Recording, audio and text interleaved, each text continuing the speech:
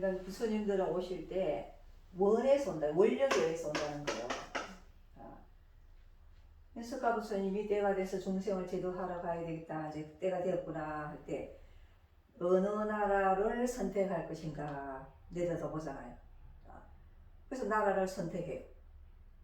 또 그 나라 중에서 누구를 부모로 할 것인가 그 부모를 정하더라는 거예요.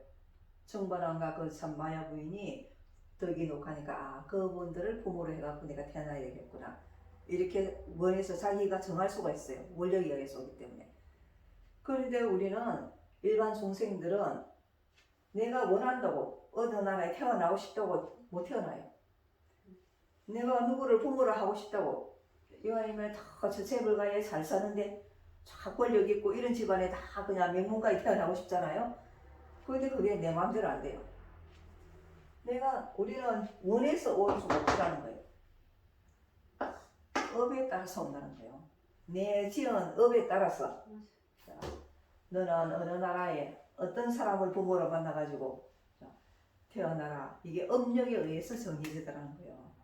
그래서 우리가 이런 업이 있기 때문에 우리가 살아가면서 여러분들 마음대로 되는 거 있어요? 내가 원하는데 내 원하는 대로 되면 얼마나 좋겠어요. 이 세상이. 원하는 대로 될 수가 없더라는 거예요. 우리 지은 업이 작용을 한다는 거예요. 그래서 옛날에 그 업장이 더 도수한 소리들, 옛날에는 그 소리를 예사로 들었어요. 근데 수도하면서 가만히 생각하니까 업장이구나.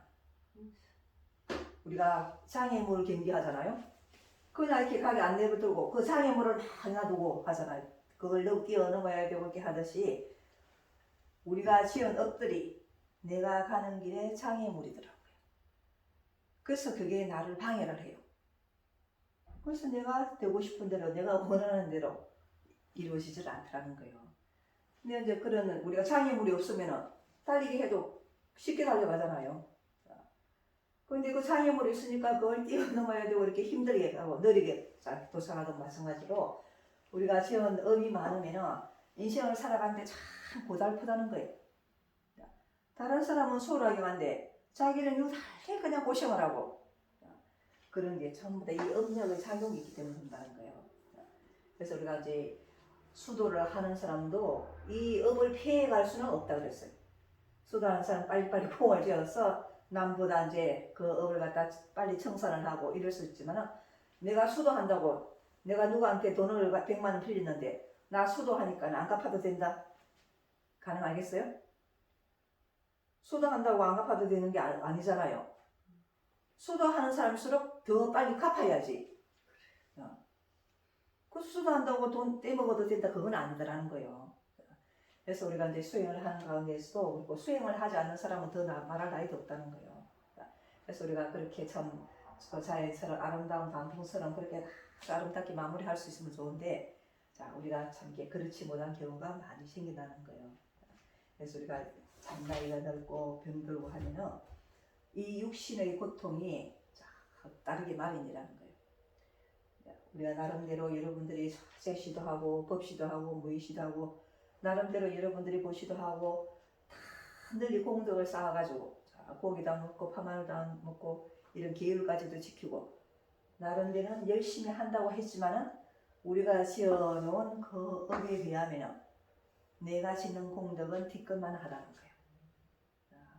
산더미 같은 그 업을 제업을 뒤끝만한 공덕을 가지고 우리가 어떻게 탕감을 받을 수 있냐는 거예요. 그래서 우리가 때로는 이 육신으로도 우리가 그 업장을 소멸해야 된다는 거예요. 어떤 경우에는 내가 참게 억울한 소리를 들었어. 그 소리를 듣는 걸로서 내가 또 업을 갖다가 갚아야 되는 경우도 있더라는 거예요. 그러니까 우리가 이 살아가는데 지금 보면은 한국도 지금 문제가 우리가 이 인구가 고령화되어 가고 있잖아요. 젊은 층은 이제 애들을 안 낳으니까는 젊은 사람은 늘어나질 않고 줄어들고 이제 수명이 연장이 되니까는 연심하는 이제 노령층은 자꾸 이제 고령층은 많아지고 그래서 한국 이 나라 전체가 늙어가고 있다는 거예요. 그래서 연세 드신 분들이 이제 다 보면은 나중에 이제 참 이렇게 그 자녀들은 먹고 살기가 바쁘고 하니까는 이 육신은 이제 자기가 힘으로 하지 못할 때는 이제 요양원이라든지 이런 데 우리가 참 이렇게 위탁을 하게 되잖아요. 자, 그러니까 우리가 이제 그런 걸 참 보고 어떻게 하다가 그 사람 비관을 하는 경우가 생기게 된다는 거예요. 내가 어떻게 하다가 이런 신세가 됐을까? 우리가 그것마저도 담담하게 받아들일 수 있는 그런 수행인의 자세가 되어야 된다는 거예요. 우리 인생은 어차피 생로병사의 과정을 겪어간다. 내가 이렇게 내 몸에 닥쳐오는 이 노쇠함까지도 내가 받아들이라는 거예요. 그래서 옛날에 이규호 스님 아시잖아요. 이규호 스님께서 나이가 들면은 눈도 침침해는 거 이제 그러시더라고. 눈이 침침한 거는 많은 것을 보지 말라고 그런 것이다. 귀가 어두운 것은 많은 것을 듣지 말라는 소리다. 다리에 힘이 빠지고 그러니까 이제 많이 다니지 말라는 소리다. 그걸 다 받아들여야 된다고 그러시더라고. 근데 그걸 못 받아들이면 막 속에서 그 얘기를 난다는 거예요. 내가 왜 이렇게 눈이 안 보일까? 내가 왜 이렇게 귀가 안 들릴까? 내 다리가 왜 이렇게 아플까? 나는 가고 싶은 데는 많은데 그러면 괴롭다는 거예요. 근데 수행이 돼가지고 우리 그런 것까지도 담담하게 받아들일 수 있을 정도로 이제 근데 그렇게 되면 참 우리가 얼마나 좋겠어요. 근데 우리가 그렇게 되기가 참 어렵더라는 거예요. 우리가 이제 수행을 어떤 분들은 저렇게 수행을 오래 하신 분이 왜 마지막에 가서는 저렇게 치매가 오고 중풍이 걸리고 저렇게 또 좀 하는 경우가 있을까? 수도를 잘못했나? 이렇게 생각하는 사람도 있더라는 거예요. 우리가 이제 그게 아니라 우리가 이 몸을 가지고도 다 업장을 청산하고 가야 되기 때문에 우리가 쌓는 공덕만 가지고는 부족하더라는 거예요. 내가 빚을 갖다 수백억을 지어놨는데 내가 한 달에 월급 몇백만 원 받는 거 가지고 열심히 갚았다. 내 딴에는 얼마나 열심히 갚았어요. 안 먹고 안 입고 안 쓰고 자, 내가 진짜 아주 최소한으로 쓰고 최대한 뭐 돈을 모아가지고 내가 한 달에 100만 원 월급 받는 데서 한 달 10만 원밖에 안 쓰고 90만 원씩 갚았다는 거예요. 얼마나 대단해요. 자기는 열심히 최선을 다해서 갚았지만 100억을 자 갚으려면 한 달에 90만 원 써야고 몇십 년을 갚아야 되겠어요. 100억을 갚으려면 몇 년을 갚아야 되겠냐는 거예요. 자기 일단은 열심히 했지만 그건 부족하더라는 거예요. 빚을 다 갚기는 부족하더라는 거예요. 우리가 지금 마찬가지라는 거예요. 내 딴은 열심히 수도를 한다고 하지만 그 공을 쌓는 것이 우리가 지어놓은 그 빚에 비하면 아주 미미한 거에 불과하더라는 거예요. 그러니까 우리가 참 나머지는 우리 육신을 가지고도 갚아야 된다는 거예요. 때에 따라서 내가 이제 늙고 병들면 사람들이 젊은 사람들은 대접을 해줘요. 젊은 사람들은 다 가까이 하려고 그러고 어디 가면 대접을 받고 한데 나이가 이제 이렇게 먹어가지고 몸도 제대로 가누지 못하고 자, 귀도 어두워가지고 말을 해도 알아듣지도 못하고 그러면 이제 구박을 받아요. 그냥 말을 해도 그냥 알아듣으면 콱을 지르고 화를 내고 그냥 자, 그러잖아요. 그러면 이제 구박을 받는 거예요. 또 눈이 침침해갖고 제대로 뭘 보지 못하면 이렇게 뭐 이렇게 묻히고 다녀요 또. 옛날에 제가 아는 노쌤과 같이 있어보니까 눈이 안 보이시니까 자기 손에 이렇게 묻어도 모르니까 이런데 딱 짚고 다니는 거예요. 그러면 손자국이 작작 나는 거예요. 이제. 그럼 사람들이 좋아하냐는 거예요. 그러니까 이제 이 연세가 드신 분들은 옛날에는 젊은 사람들이 다 공경이었어요. 그런데 요새는 다 전부 다 천대를 받더라고. 참 이 가슴 아픈 일이지만은 현실이 그렇더라는 거예요. 그러니까 젊은 사람들은 나도 언젠가는 저렇게 될 것이다. 그게 내 모습이라는 거예요. 또 이제 자기가 그런 지경에 있는 사람들은 그거를 갖다가 마음 아파하지 말라는 거예요. 그걸 당연하게 받아들이라는 거예요. 우리가 몸이가 내가 참 저런 소리를 들었어. 이런 대접을 받았어. 내 업장을 소멸하구나 하고 그것마저도 우리가 감사하게 받아들일 수 있는 그런 자세가 되어야 된다는 거예요. 그러니까 이제 석가부친 당시에 목련손자가 석가부친 10개 제자 안에 들어가요. 신통제육 가장 뛰어난 10명의 제자 중에서 신통력이 제일 뛰어났던 분이에요. 근데 이 목련손자가 마지막에 돌아가실 때 어떻게 돌아가시면은 예도들한테 돌에 맞아서 죽어요. 그것도 처참하게 돌멩이 한두 개 맞아 죽은 게 아니라는 거예요. 얼마나 처참하게 죽었는지 표현을 해놓기를 육젖을 담았다 그래놨어요. 그렇게 처참하게 죽었다는 거예요. 그러니까 그 당시에 사람들이 회의가 오는 거예요. 저렇게 수행을 잘한 목련손자가 부처님을 참게 오른팔 왼팔을 가르쳤던 이 목련손자가 저렇게 처참하게 죽는데 수도를 해도 별 수 없는 거 아닌가? 이런 마음이 안 들겠어요. 보통 사람들이 돈부중생을 마음으로서는 이제. 그러니까 이제 그 예도들이 볼 때는 석가 부처님 교단이 점점 커지더라는 거예요. 세력이 늘어나고 이제. 그러니까는 이제 왜 저걸 어떻게 하면 막을 수 있을까?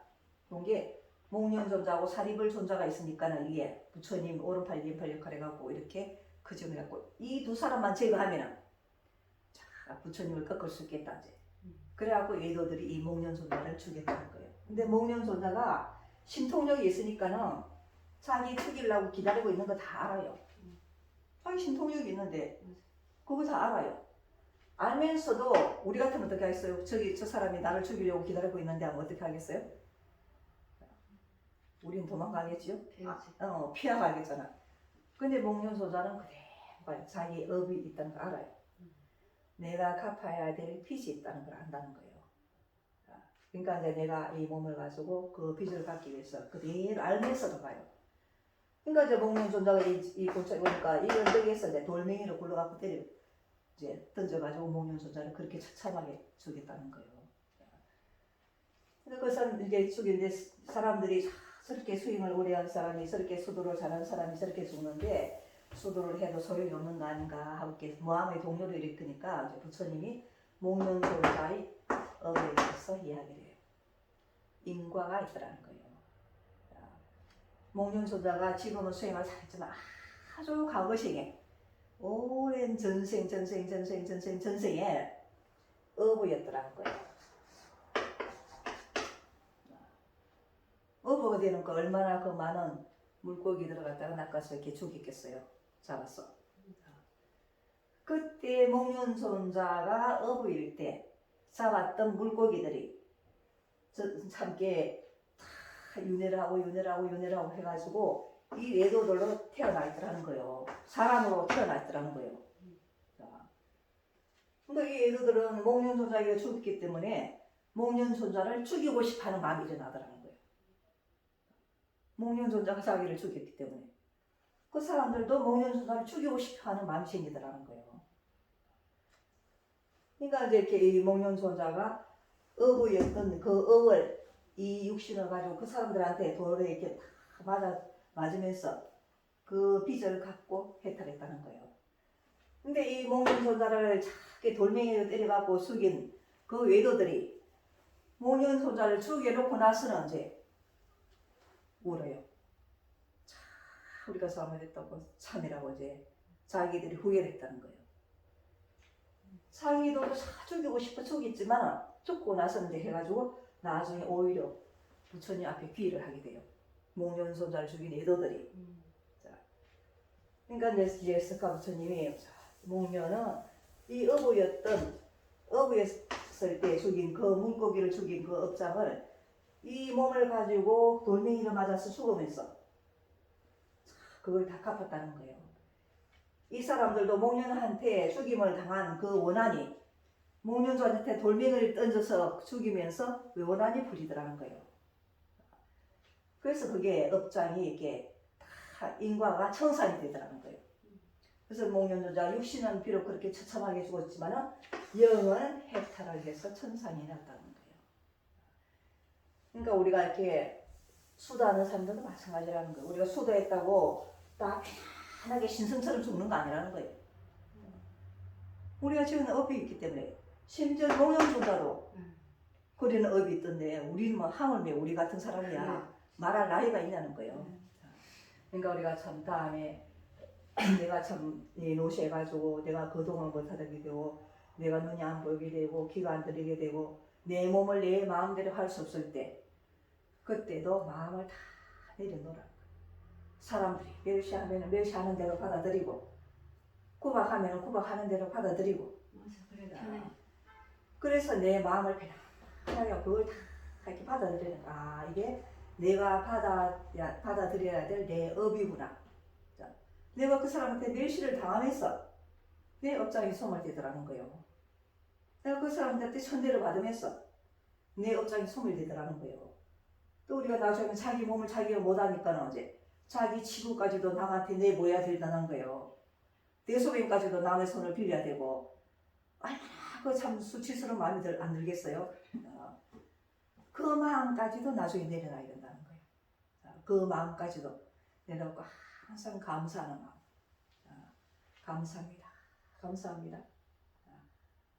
우리가 이제 그렇게 되면은 이 육신을 가지고도 빚을 갚을 수 있는 아주 좋은 방법이라는 거예요. 그러니까 우리가 이제 나라고 그런 처지가 안 된다는 보장이 없다는 거예요.